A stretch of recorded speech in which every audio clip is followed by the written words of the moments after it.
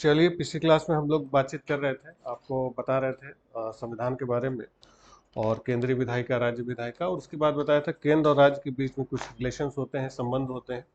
और इन केंद्र राज्य संबंधों को हम लोग तीन हिस्सों में बांट के देखते हैं। एक आपको बताया था विधायी संबंध होते हैं, लेजिस्लेटिव रिलेशन। विधायी संबंध का मतलब होता है कि जो विधायन संबंधी प्रक्रिया है, कानून बनाने संबंधी प्रक्रिया है, उसको विधायी संबंध कहते हैं, जो अनुच्छेद 245 से 255 तक है। और इसमें घुमा फिरा के सारी बातें वही है कि राज्य सूची के विषयों पर संसद कानून बना सकती है, उसमें व्यवस्था दी गई। ठीक। फिर दूसरा आपको प्रशासनिक संबंध बताया था, एडमिनिस्ट्रेटिव रिलेशन, जिसमें 256 से 263 तक था कि प्रशासन में किस तरीके से सरकार, केंद्र सरकार राज्यों को निर्देश देगी काम करने के लिए। उसी में आपको इंटर स्टेट काउंसिल बता रहे थे, अंतर्राज्यीय परिषद बताया था कि आर्टिकल 263 में कहा गया इंटर स्टेट काउंसिल के बारे में। और इसमें बताया गया है कि अंतर्राज्यीय परिषद का मुखिया कौन होता है? प्रधानमंत्री होते हैं, प्राइम मिनिस्टर होते हैं। इसका गठन राष्ट्रपति करते हैं और इसमें 6 कैबिनेट मंत्री शामिल होते हैं, जिसमें गृह मंत्री भी होते हैं। और अगर प्रधानमंत्री नहीं है तो अंतर्राज्यीय परिषद की अध्यक्षता कौन करते हैं? गृह मंत्री करते हैं, होम मिनिस्टर। और सभी राज्यों के मुख्यमंत्री, केंद्र शासित राज्यों के प्रमुख इसमें होते हैं और ये साल भर में कम से कम एक बार बैठक करते हैं। ठीक है। अक्टूबर 1990 में पहली बार इंटर स्टेट काउंसिल की बैठक हुई और उस समय वीपी सिंह की सरकार थी। ठीक।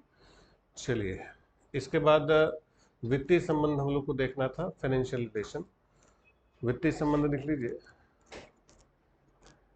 तो वित्तीय संबंधों में जो राज्यों के वित्तीय कार्य हैं, इसमें सबसे खास बात है अनुच्छेद 265, आर्टिकल 265। तो आर्टिकल 265 कहता है कि विधि के प्राधिकार के बिना करों का अधिरोपण न किया जाना।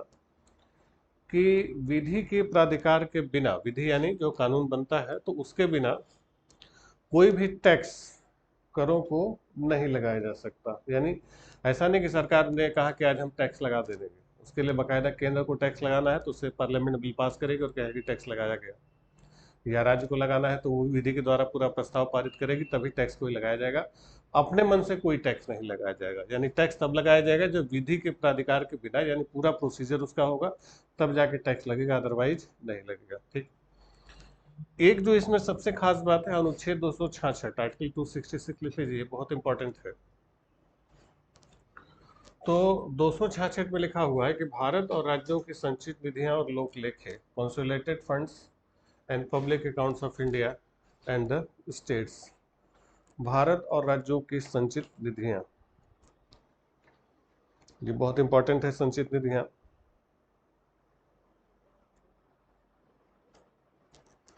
तो ये जो संचित निधि है, कंसोलिडेटेड फंड ऑफ स्टेट्स,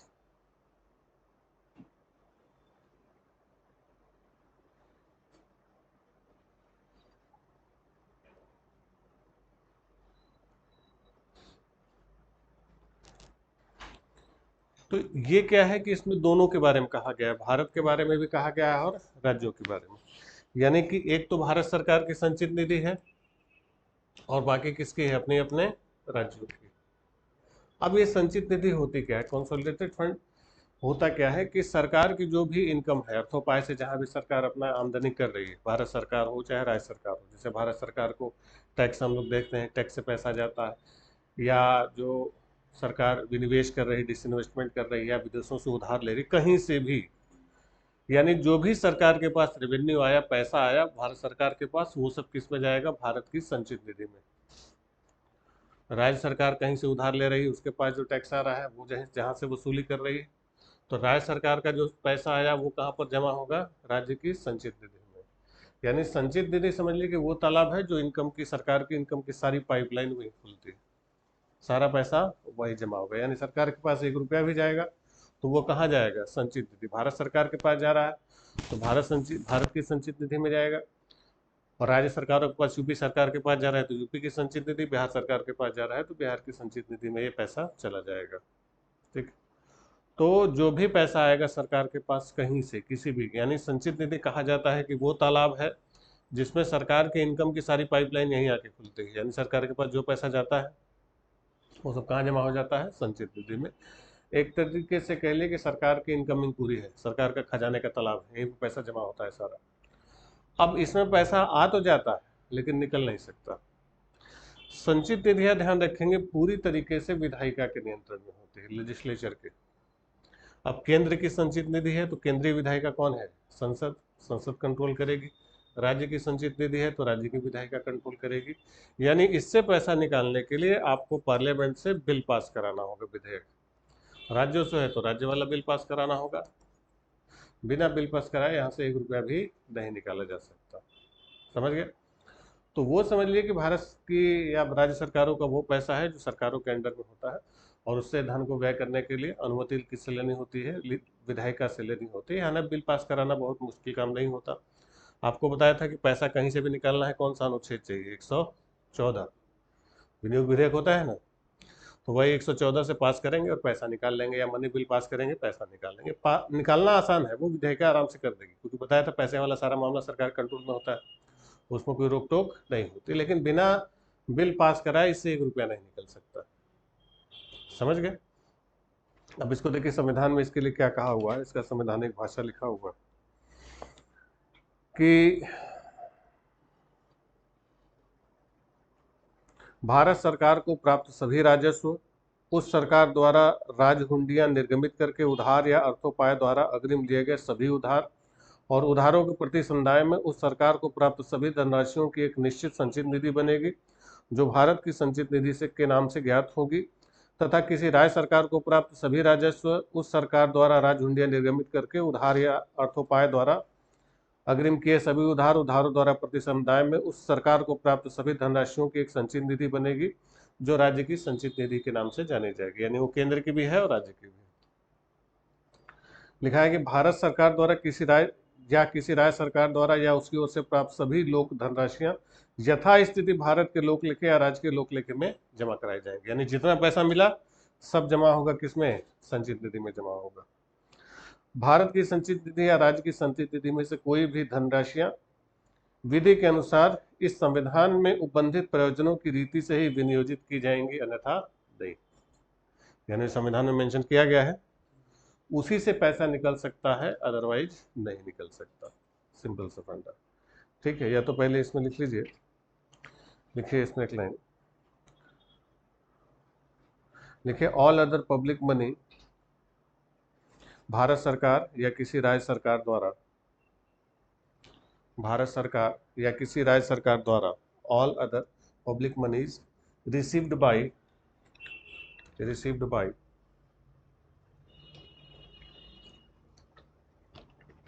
और द और on behalf of the government of India or on behalf of government of India or the government of a state, Bharat सरकार या किसी राज्य सरकार द्वारा या उसकी ओर से प्राप्त सभी या उसकी ओर से प्राप्त सभी उसकी ओर से प्राप्त सभी अन्य लोक धनराशियां अन्य लोक धनराशियां यथास्थिति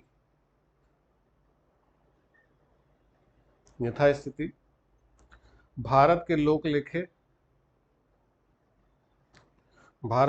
लेखे में या राज्य के लोक लेखे में जमा की जाएंगी, ठीक है। On behalf of government of India of the government of state shall be government said shall be credited to the public account of India or the public account of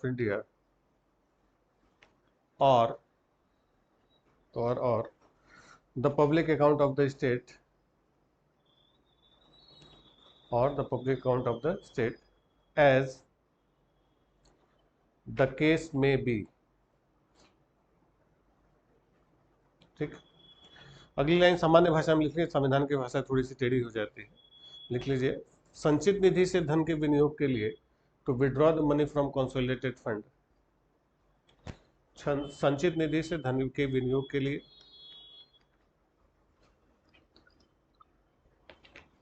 विधायिका द्वारा विधेयक पारित कराना अनिवार्य होता है। अ बिल इज नीडेड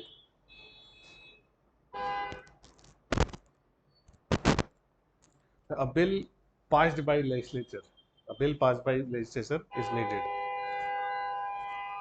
क्या लिखे?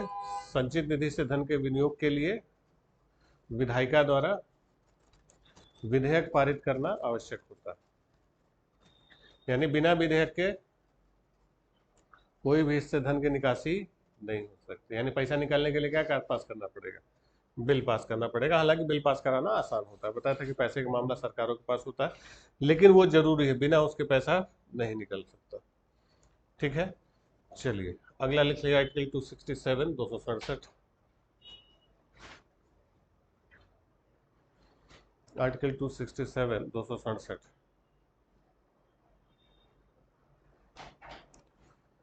तो 267 है कंटीजेंसी फंड, आकस्मिक निधि।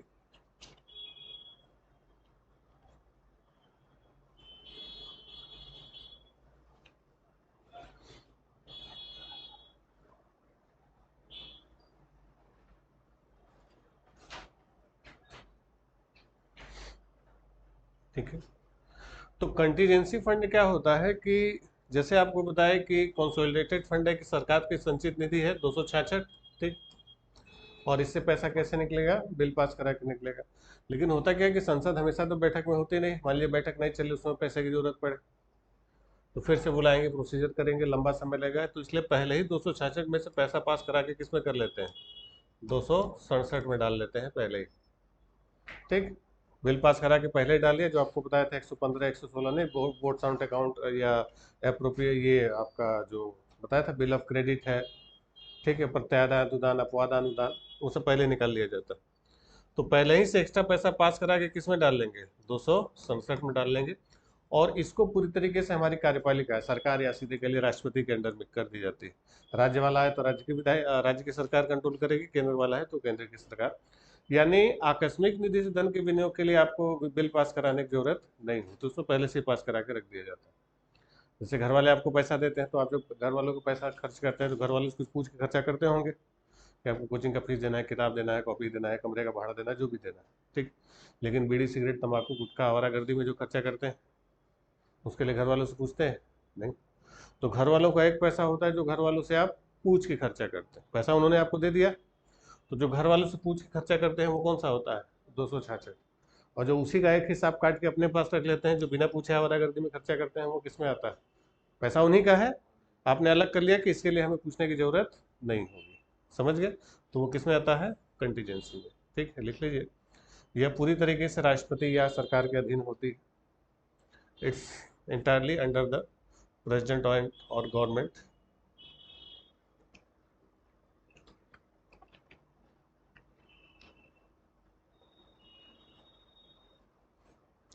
तो इससे धन को व्यय करने के लिए विधेयक पारित कराने की आवश्यकता नहीं पड़ती। No bill is needed to withdraw the money from contingency fund. ठीक है, इससे धन व्यय करने के लिए, धन के विनियोग के लिए, सादा अच्छा लैंग्वेज लिखे, इससे पैसा निकालने के लिए, धन के विनियोग के लिए, to withdraw the money from contingency fund, no bill is needed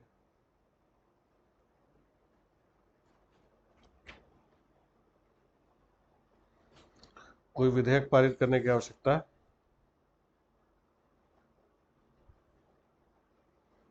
नहीं पड़ती। समझ गए?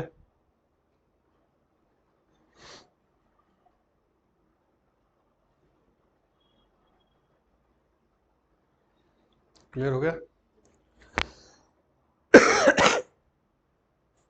चलिए अब देखिए, इसमें जो टैक्सेस हैं, कर हैं।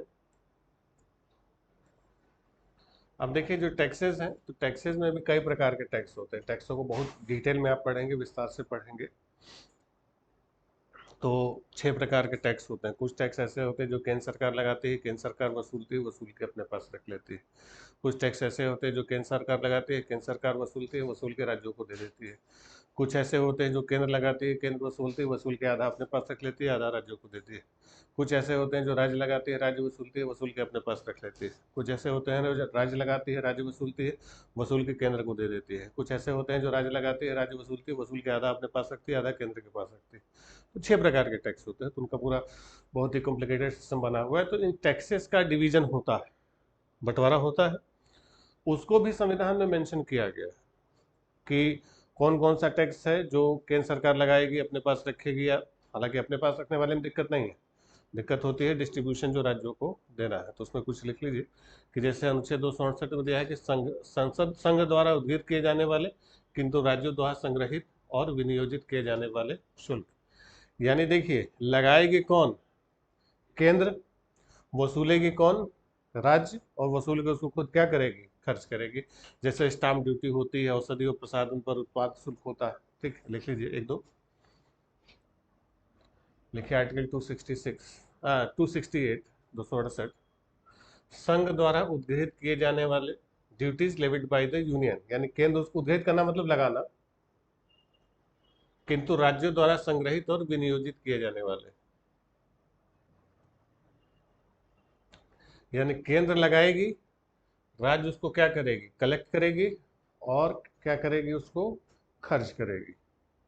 कौन कौन सा होता है एग्जाम्पल? स्टाम्प शुल्क, स्टाम्प ड्यूटी लिख लीजिए।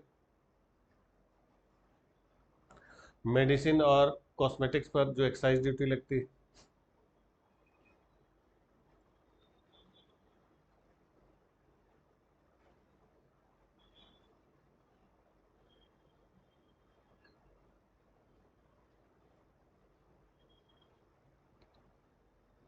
ठीक, तो इसी में आपने सुना होगा सर्विस टैक्स का नाम सुना होगा, सेवा कर, जो 2013 तो 3 में आया था। इसको 268 क में रखा गया, लिखिए 268A 268 क। क्या है? सेवा कर लिख लीजिए, सर्विस टैक्स। तो सेवा कर किस आर्टिकल में है? 268 का। किस संशोधन से जोड़ा गया? 88वां संशोधन 2003 बाई 88th अमेंडमेंट 2003। तो सेवा कर क्या होता है? संघ द्वारा उद्घोषित किया जाता है, यानी केंद्र लगाती है, और संघ और राज्यों द्वारा संग्रहित एवं संविभाजित किया जाता है। केंद्र और राज्य दोनों इसको वसूलते हैं, और वसूल के इसको आपस में क्या कर लेते हैं? बांट लेते हैं। समझ गए? तो केंद्र लगाता है, और दोनों द्वारा कलेक्ट करके इसको क्या कर लेते हैं? डिवाइड कर लेते हैं। तो इसे क्या बोलते हैं? Service tax. सर्विस टैक्स किस संशोधन से जोड़ा गया? 88वें संशोधन। किस अनुच्छेद में जोड़ा गया? 268 क। ठीक, इसके अलावा है कि कुछ जो स्पेशल जो राज्य हैं उनके लिए सेंट्रल क्या देता है? अनुदान देता है, ग्रांट देता है। हालांकि ये सब 275 वगैरह आते नहीं, ये बस आपको लिखवा दे रहे संविधान में है, ये एग्जाम में नहीं आएगा आपके। ठीक है, बस आपकी जानकारी के लिए लिखवा दे रहे। एग्जाम में अभी तक कभी ये सब पूछा नहीं गया।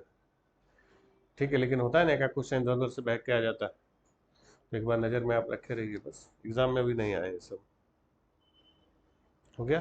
275 लिख लिए, कुछ राज्यों को संघ से अनुदान।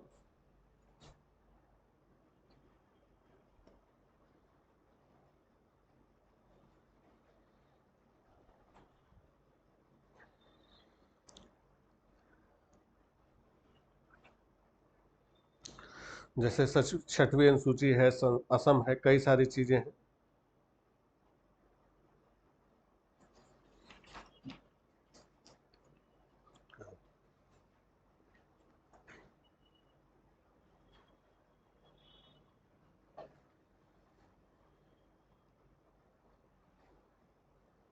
ठीक,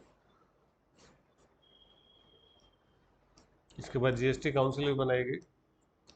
अब आ जाइए 280 सीधे 280। 280 आर्टिकल बहुत इंपॉर्टेंट है, इसको टिक कर लीजिएगा, इसको याद कर लीजिएगा। 280 सीधे सीधे आपकी परीक्षा में आता है कि वित्त आयोग किस अनुच्छेद में है? 280। या सीधे ही पूछा जाएगा 280 में क्या है, तो 280 में क्या है? वित्त आयोग।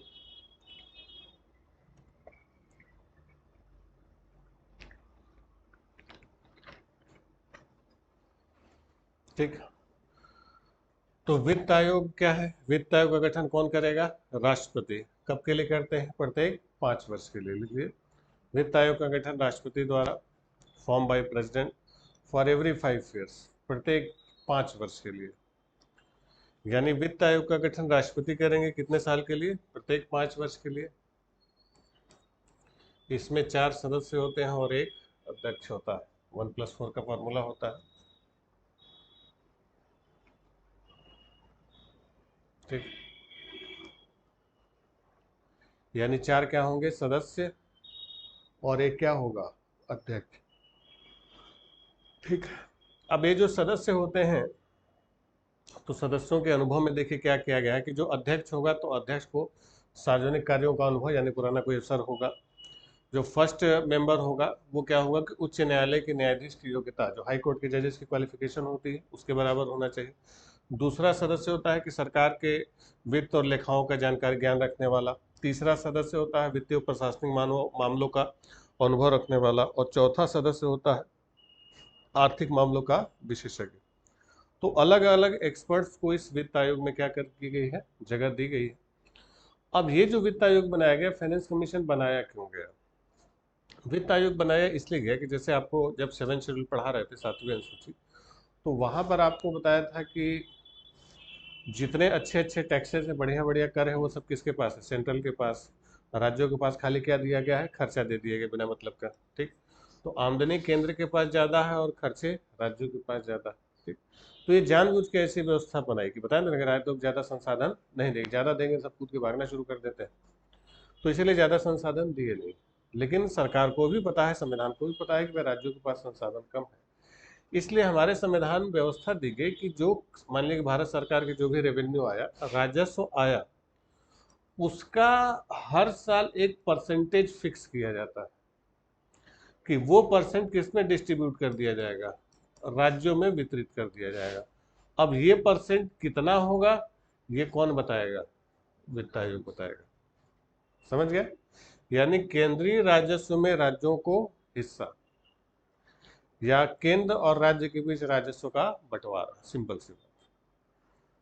अब पहले क्या होता था कि 2014 के पहले का आप सीन देखेंगे तो 2014 के पहले जो राज्यों को हिस्सा दिया जाता था वो लगभग 29-30% के आसपास रेशियो था, कि जैसे 100 रुपया इनकम हुआ भारत सरकार का, तो 30 रुपया राज्यों में बांटा जाएगा। अब वो वित्त आयोग डिसाइड करेगा किस राज्य की कितनी जरूरत है, तो उसके हिसाब से वो वित्त आयोग का टेंशन होता है। तो हर साल वो कहते हैं कि इस बार 30% दिया जाएगा, कभी 29.5%, लगभग 28 से 30-32% का रेशियो होता था। 2014 के बाद से, जब से मोदी जी प्रधानमंत्री बने हैं, तो इन्होंने राज्यों का रेशियो बढ़ा दिया, क्योंकि ये भी लंबे समय तक चीफ मिनिस्टर है, इनको पता था कि राज्यों के पास फंड क्या होते हैं, कम होते हैं। तो इन्होंने बढ़ा के अभी 42-43% तक किया है। यानी अगर भारत सरकार की 100 रुपया इनकम होगी तो लगभग 40-42 रुपया किसके पास जाएगा? राज्यों के पास। और वो जैसे राज्य, जैसे आवश्यकता, वो वित्त आयोग डिसाइड करेगा कि इस राज्य को कितना देना है। समझ गए? तो इसका फंक्शन क्या है? केंद्र और राज्य के बीच राजस्व का बंटवारा। लिख लीजिए इसका कार्य। ये लिखना है, सदस्यों का अनुभव आने की जरूरत है नहीं। लिख लीजिए आयोग राज्यों का कर्तव्य। देखिए, शुद्ध संविधान की भाषा में लिखा हुआ है कि अनुच्छेद 280(3) क जो समझाया वही बस संविधान की भाषा में लिखा हुआ है।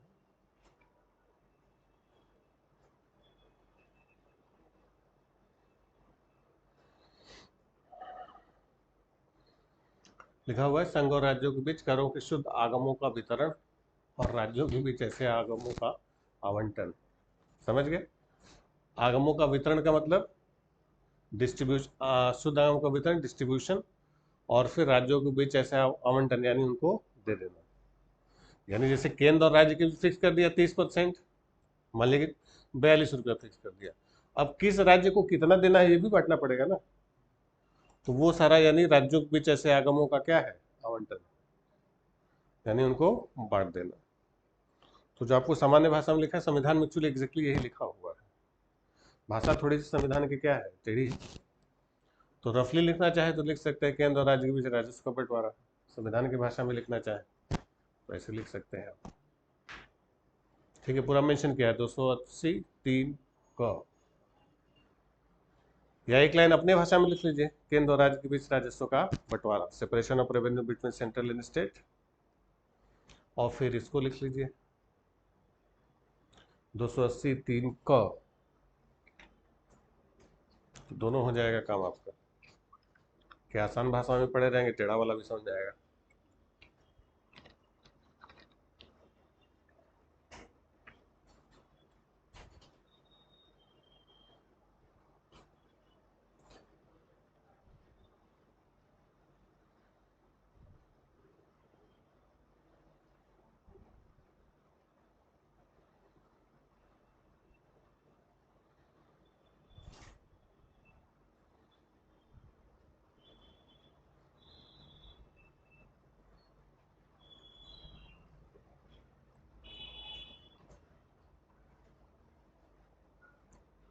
हो गया, फिर इसको लिख लीजिए 280 3 का।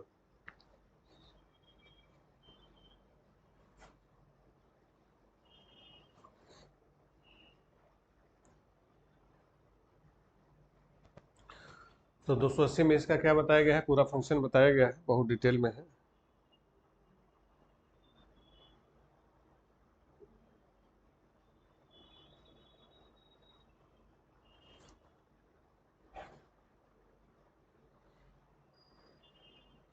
संघ और राज्यों के बीच करों के शुद्ध आगमों जो इस अध्याय के अधीन उसमें विभाजित किए जाने हैं या किए जाए, वितरण के बारे में, और राज्यों के बीच ऐसे आगमों के तत्संबंधी भाग के आवंटन के बारे में, भारत की संचित निधि में से राज्यों के राजस्व सहायता अनुदान को शासित करने वाले सिद्धांतों के बारे में। ठीक है, पूरा डिटेल दिया हुआ है क्या क्या कैसे कैसे करना है।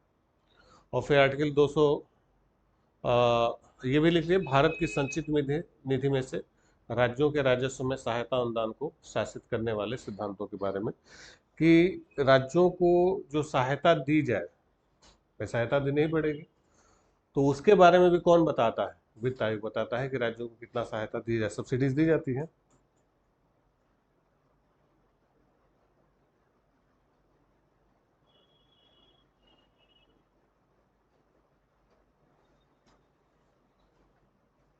चलिए, अब जो वित्त आयोग अपनी रिपोर्ट देगा उसको राष्ट्रपति क्या करेगा, संसद में प्रस्तुत करा देगा। लिख लीजिए आर्टिकल 281 281।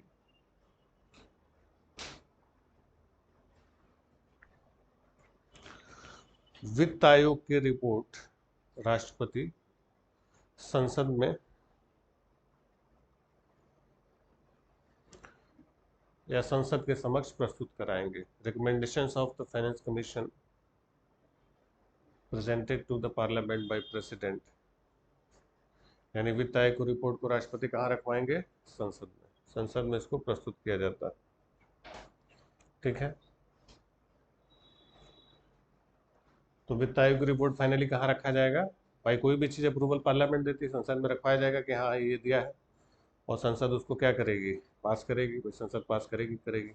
ठीक, अब ये जो वित्त आयोग है, अब तक कुल कितने वित्त आयोग बन चुके हैं,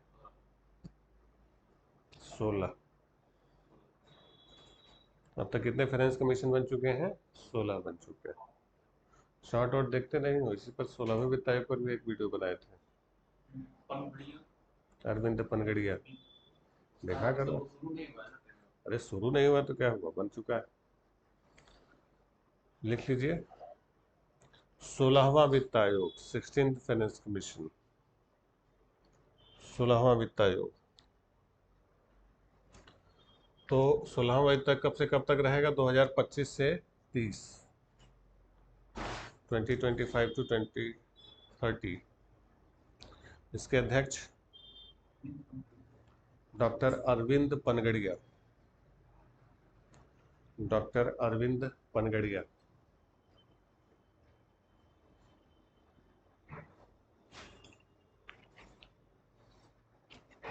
ठीक, पनगड़िया। ठीक, फिर लिखिए 15वां वित्त आयोग, 15th फाइनेंस कमीशन, 15वां वित्त आयोग, 15th फाइनेंस कमीशन। तो जो 15वां वित्त आयोग है, कब से कब तक, 20 से 25। इसके अध्यक्ष NK सिंह, नंद किशोर सिंह।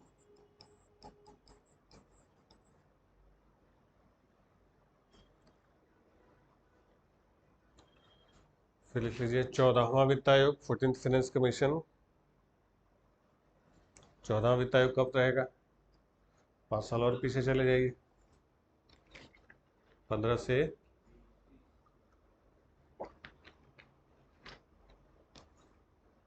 इसके अध्यक्ष YV रेड्डी।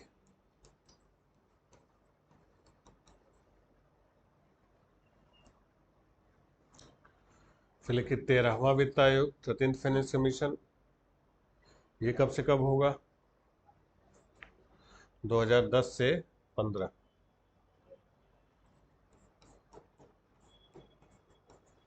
इसके अध्यक्ष विजय एल केलकर। विजय एल केलकर।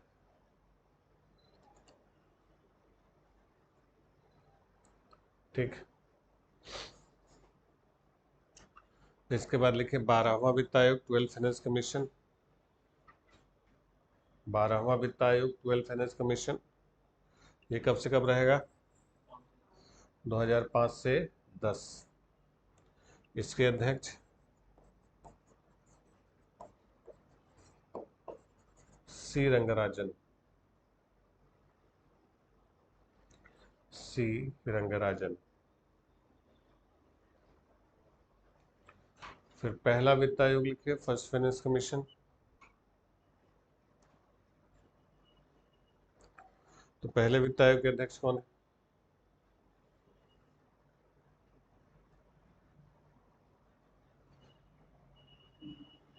पहले वित्त आयोग के अध्यक्ष कौन है? KC नियोगी। KC नियोगी।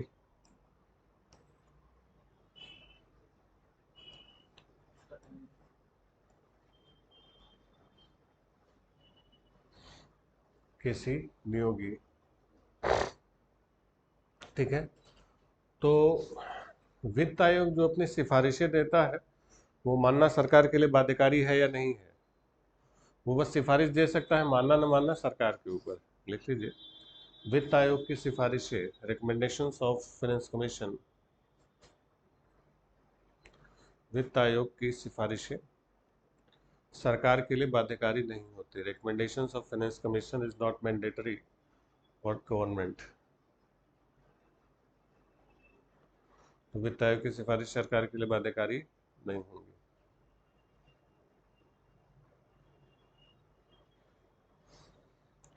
यानी ये राज्य की इच्छा होगी मानेंगे, नहीं इच्छा होगी नहीं मानेंगे। ठीक है।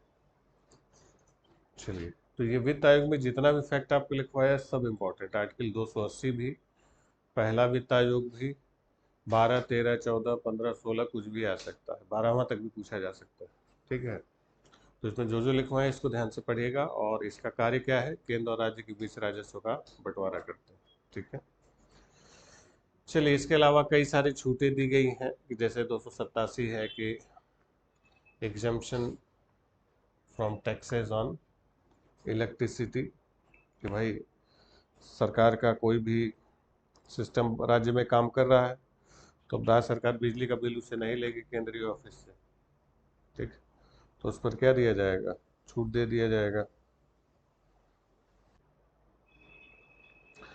लिखा हुआ है कि भारत सरकार द्वारा उपभोग किया जाता है या भारत सरकार द्वारा उपयोग किए जाने वाले सरकार को स्वीकृत किया जाता है किसी रेल के निर्माण या बनाए रखने के चलाने में, या भारत की किसी रेल कंपनी द्वारा जो उस रेल को चलाती है उपभोग किया जाता है, या किसी रेल निर्माण बनाए रखने या चलाने में सरकार द्वारा किसी ऐसी रेल कंपनी को विक्रय किया जाता है, तो उस पर कोई भी टैक्स नहीं लगेगा। ठीक है। तो इन सब पर कोई कर आरोपित नहीं करेगी। ठीक है। यानी भारत सरकार कुछ है तो उसको क्या मिलती है? छूट मिलती है। जल विद्युत के संबंध में राज्यों द्वारा कराधान में क्या मिलती है? छूट मिलती है। ठीक है। कि भाई राज्य सरकार में केंद्र का ऑफिस है तो वह पानी का इस्तेमाल कर रहे हैं, बिजली का इस्तेमाल कर रहे हैं, तो उससे क्या मिलेगी? छूट मिलेगी। और वही चीज राज्यों की संपत्ति और आय को केंद्र से छूट मिलेगी। सब एक दूसरे पर टैक्स नहीं लगाते हैं, कहने का मतलब ये है। भाई केंद्र का ऑफिस यूपी में है, यूपी सरकार उससे नहीं वसूलेगी। यूपी का कुछ ऑफिस दिल्ली में है केंद्र सरकार के पास, तो उससे टैक्स नहीं वसूलेंगे। एक दूसरे में अंडरस्टैंडिंग रहती है इन सबों की, ठीक है। हालांकि नुकसान केंद्र का ही ज़्यादा है क्योंकि राज्य बहुत है ना। हालांकि केंद्र की सारी बड़ी बड़ी चीज़ें, सारी फैक्ट्री, सारी चीज़ें तो केंद्र के पास, लेकिन फिर भी। तो ये सब यानी राज्यों को संपत्ति और आय से संघ के कराधान से छूट, और वही संघ को राज्यों के कराधान से क्या होती है, छूट होती है। तो दोनों को एक दूसरे से क्या दी जाती है, छूट दी जाती है, ठीक है। बस लिख लीजिए आप इसको। लिखिए अनुच्छेद 285 लिखवाए थे कि नहीं? लिखिए 285 लिखिए। संघ की संपत्ति को राज्य के कराधान से छूट। Exemption of property of the union, exemption EXEMPTION, exemption of property of the union from state taxation, संघ की संपत्ति को राज्य के कराधान से छूट। Exemption of property of the union from state taxation, समझ गए? तो संघ की संपत्ति पर किसको छूट होती है? तो लिखिए 287 287। विद्युत करों पर छूट, exemption of taxes on electricity, विद्युत करों, विद्युत पर करों से छूट, exemption from taxes on electricity, विद्युत पर करों से छूट। फिर 288 लिख लीजिए। जल या विद्युत के संबंध में राज्यों द्वारा कराधान में कुछ दशाओं में छूट, exemption of taxation by states in respect of water, 288 लिखा हुआ है।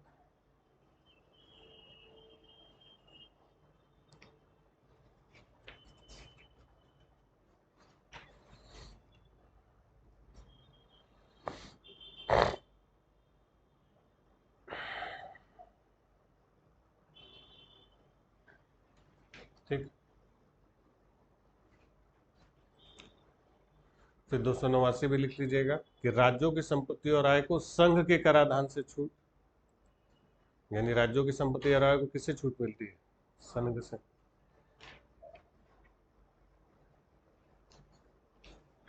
ठीक।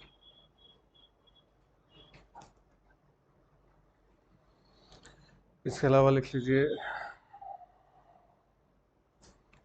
हो गया। 290 क लिख लीजिए, 290A,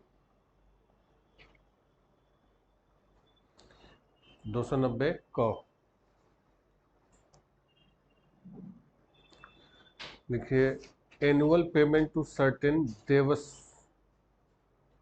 देवस्वम फंड्स, देखिए कुछ देवस्वम निधियों को, देव, देव के आधा बात स, आधा स व म के नीचे हलन, देवस्वम,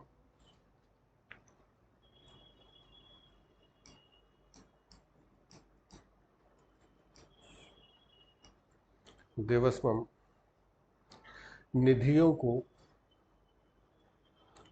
निधियों को वार्षिक संदाय, annual payment of to, annual payment to certain, 290 क, 90A,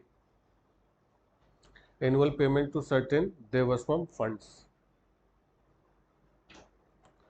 तो कुछ देवस्वम को सरकार ने फंड दिया था, जैसे इसमें आपको बता दें, हालांकि ये पूछा नहीं गया आज तक, बस आपकी जानकारी के लिए बता दें। Certain Devaswom, DEVASWM, Devaswom funds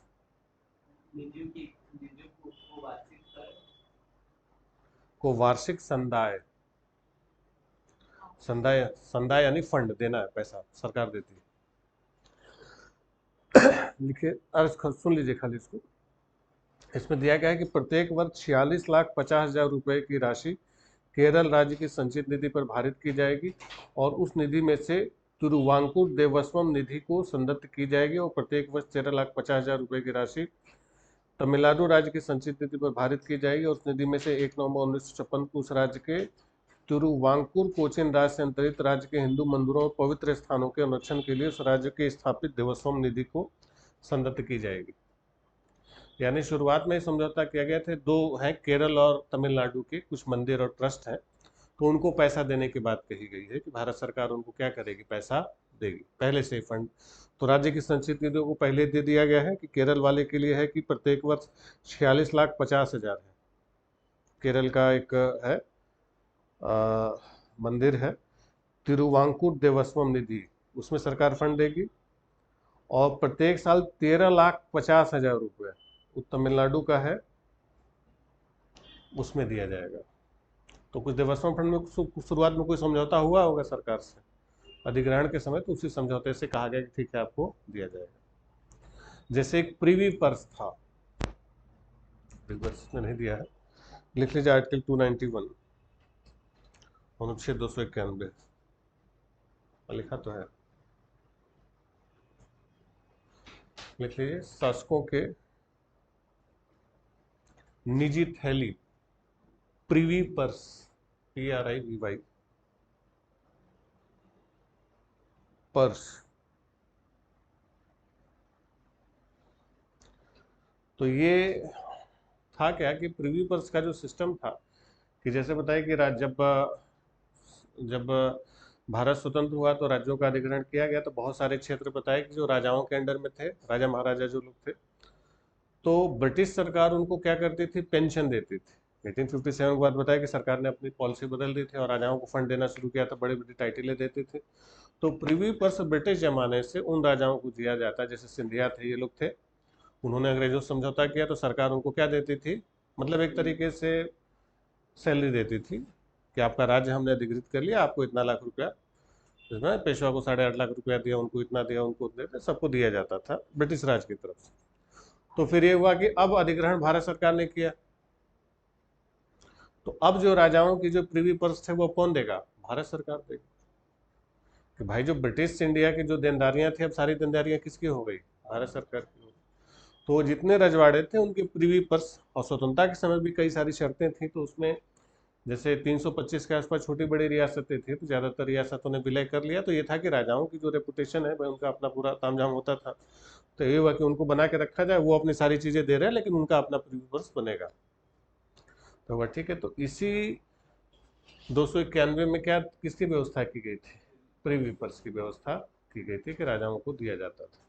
लेकिन बाद में कौन सा संशोधन हुआ, 26वां संशोधन 1971, इंदिरा गांधी की सरकार थी, सब खा गई, बंद कर दिया, 291 ही खत्म कर दिया, हटाओ। कि राजा साहब लोगों के पास बहुत पैसा है, सरकार के खजाने पर बहुत दबाव है, जब सरकार किसानों को सब्सिडी दे, बेरोजगारों को रोजगार दे, अनाज दे, कि राजाओं को, भाई प्रीवी पर्स में अच्छा खासा अमाउंट, राजाओं को छोटी मोटी पेंशन थोड़े देती थी, बड़ी बड़ी पेंशन होती, तो उतना पैसा उन सबको देते, वो सब पहले से पैसे वाले हैं।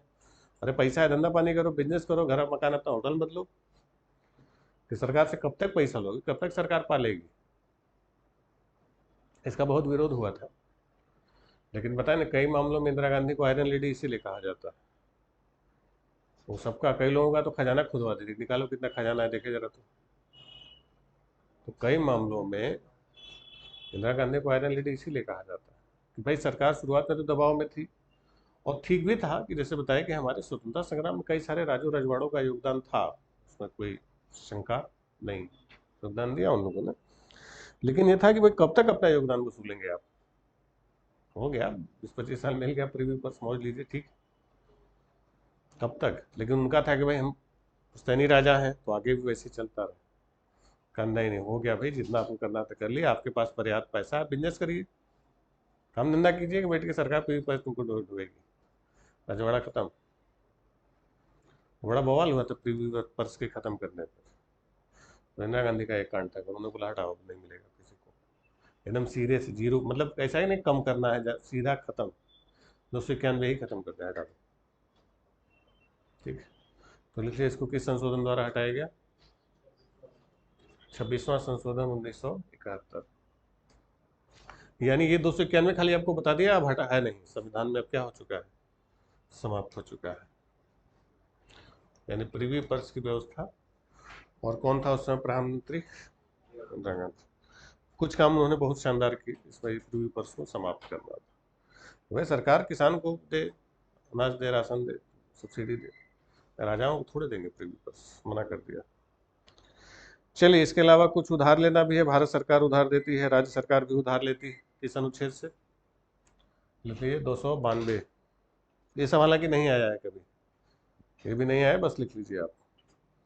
292 क्या है, भारत सरकार द्वारा उधार लेता। इसमें लिखा हुआ है कि संघ कार्यपालिका शक्ति का विस्तार भारत की संचित निधि की प्रतिभूति पर ऐसी सीमाओं के भीतर यदि कोई हो तो संसद समय समय पर विधि द्वारा नियत करे। तो उधार लेने तक ऐसी सीमाओं के भीतर इस प्रकार नियत किया जाए, प्रत्याभूति देने तक है। यानी भारत सरकार लेगी तो गारंटी कंसोलिडेटेड फंड पर रहेगी, उधार ले सकती। उसी तरीके से 293 कि राज्य सरकार की संचित निधि को गारंटी में रख के राज्य सरकार भी क्या ले सकती है, उधार लेती है।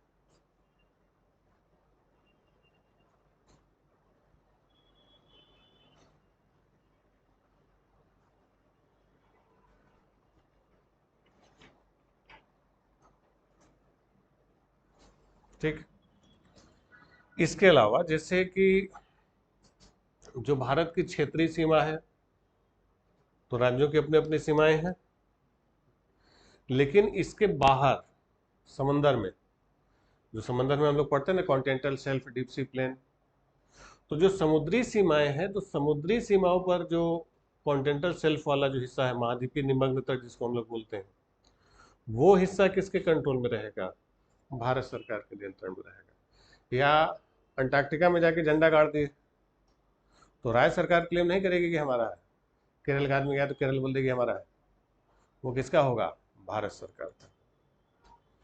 ठीक है, राज्य, क्षेत्रीय, खंड या महाद्वीप मगध में स्थित आर्थिक क्षेत्र की संपत्ति स्रोतों का किसमें निहित होना, संघ में। कि जैसे पेट्रोलियम मिला किनारे वाले हिस्से पर पानी में, तो वो किसका होगा, भारत सरकार का। लिख लीजिए।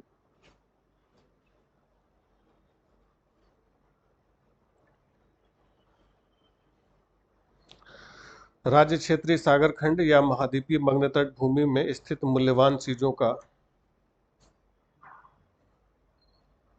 में स्थित मूल्यवान चीजों का या आर्थिक क्षेत्र भी लिख, कीमती चीजें, बालू कौन लेगा, सोना चांदी मिले, पेट्रोलियम मिले, नेचुरल गैस मिले, वो तो सरकार कब्जा कर लेगी। तो मूल्यवान चीजों की संपत्ति का स्रोत किसमें निहित होगा, संघ में, यानी केंद्र के पास।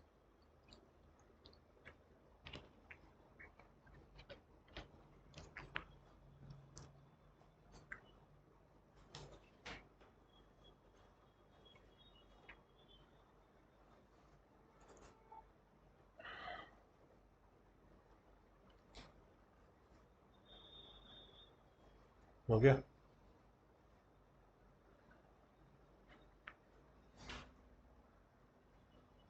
क्लियर हुआ है। यानी वो बाहर समुद्री सीमा में, स्थल खंड के बाहर जो भी मिलेगा वो सब किसका होगा, भारत सरकार का। और ऐसा नहीं केरल तट पे है तो केरल सरकार बोले हमारा है। बॉम्बे हाई आपने सुना होगा, महाराष्ट्र में है, समंदर में पेट्रोलियम का उत्पादन होता है, तो महाराष्ट्र सरकार का नहीं होगा, किसका होगा, भारत सरकार। तो जो भी है समुद्र में वो सब किसका है, भारत सरकार। चलिए लिखिए 298,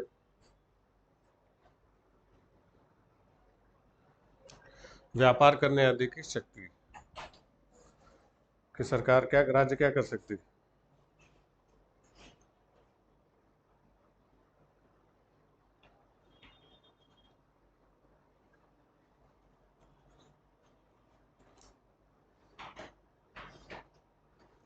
ठीक है,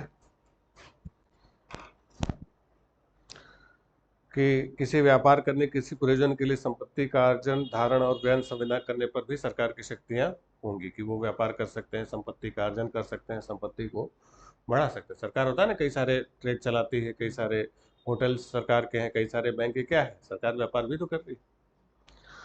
इसके अलावा 300 है वाद और कार्रवाइयाँ, कि भारत सरकार भारत संघ के नाम से वाद ला सकेगी, उस पर वाद लाया जा सकता है। जैसे आपको भारत सरकार पर केस करना है या भारत सरकार किसी पर केस करेगी तो वो भी केस लायक है। तो वो किस अनुच्छेद से होता है? 300 लिख लीजिए। सूट्स एंड प्रोसीडिंग्स, वाद और कार्यवाहियां। सूट्स एंड प्रोसीडिंग्स, वाद एवं कार्यवाहियां। सूट्स लिख लीजिए SUITS,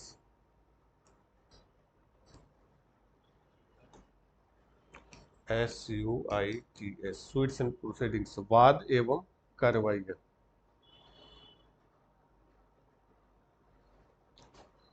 लिखा है द गवर्नमेंट ऑफ इंडिया में sue or be sued by the name of Union of India and the government of state may sue by the issue the name of state or may subject to provisions। यानी भारत सरकार भारत संघ के नाम से वाद यानी case कर सकती है या उस पर वाद लाया जा सकता है। समझ गए? यानी भारत सरकार किसी पर केस भी कर सकती है और उस पर केस क्या किया जा सकता है? लाया जा सकता है। लिख लीजिए, भारत सरकार भारत संघ के नाम से, the government of India, Bharat सरकार भारत संघ के नाम से वाद ला सकेगी या उस पर वाद लाया जा सकता है। द गवर्नमेंट ऑफ इंडिया में sue, SUE, sue, और be sued, SUED, sued by the name of the Union of India। ठीक है? यानी क्या लिखे? भारत सरकार भारत संघ के नाम से वाद ला सकेगी और उस पर वाद लाया जा सकता है। यानी वो कर भी सकती है और उस पर भी किया जा सकता है। किस अनुच्छेद से किया जा सकता है? अनुच्छेद 300। और भी छोटी छोटी, हालांकि ये सब कभी पूछा नहीं गया एग्जाम में, ये बात वगैरह कभी नहीं आया। ठीक, चलिए इसके बाद की चीजें हम लोग कल देखेंगे। ठीक है, अभी केंद्र राज्य संबंध हो चुका है, अब इसमें कुछ है नहीं, बस वही व्यापार है, वाणिज्य है, ये सब कभी नहीं आया एग्जाम में। वो बस आपकी जानकारी के लिए अलग से बता दिया कि आप पढ़े रही, कभी एक होता है ना भूल भटक के इधर उधर से आ जाता है, हालांकि अब तक नहीं आएगा। ठीक है, चलिए मिलते हैं इकोनॉमिक्स के लिए हम लोग।